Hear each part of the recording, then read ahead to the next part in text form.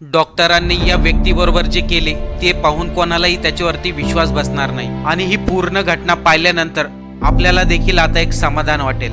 दिल्लीमध्ये राहणारा राजकुमार वय वर्ष 45 हा व्यक्ती पेंटिंगचे काम करतो आणि संध्याकाळी काम संपल्यानंतर सायकलने आपल्या घरी येत होता।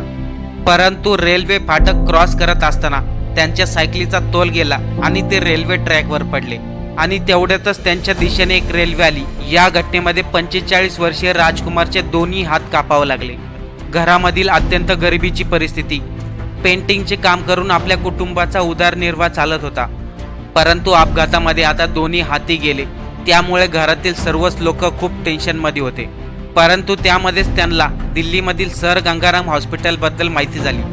त्या हॉस्पिटलमध्ये राजकुमारच्या हातावरती काहीतरी उपचार होऊ शकतो हे कुटुंबाला माहिती झाले। त्यामुळे ते कुटुंब सर गंगाराम हॉस्पिटलमध्ये गेले। त्यातील लोकांनी डॉक्टरांना पूर्ण परिस्थिती सांगितली।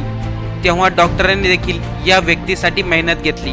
दिल्ली सरकारकडून हात ट्रान्सप्लांट करण्याची परवानगी घेतली आणि त्यांच्याच हॉस्पिटलमध्ये एका महिलेने तिचे अवयव दान केले होते।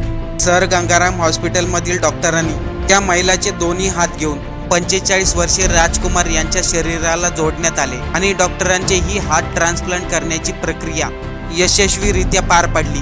आता भारतामध्ये कोणत्याही व्यक्तीने हात जरी गमावले असले तरी दिल्लीच्या सर गंगाराम हॉस्पिटलमध्ये हार्ट ट्रान्सप्लांट ही सुविधा निर्माण झाली आहे आणि भारतामध्ये पहिल्यांदाच या हॉस्पिटलमध्ये एखाद्या व्यक्तीचे हार्ट ट्रान्सप्लांट करण्यात आले। मित्रांनो, ही बातमी जास्तीत जास्त शेअर करा जेणेकरून एखाद्या व्यक्तीच्या हाताला दुखापत झाली असेल किंवा एखाद्या व्यक्तीचा हात अपघातामध्ये रिकामी झाला असेल तर त्या व्यक्तीला या गोष्टीचा नक्कीच फायदा होईल।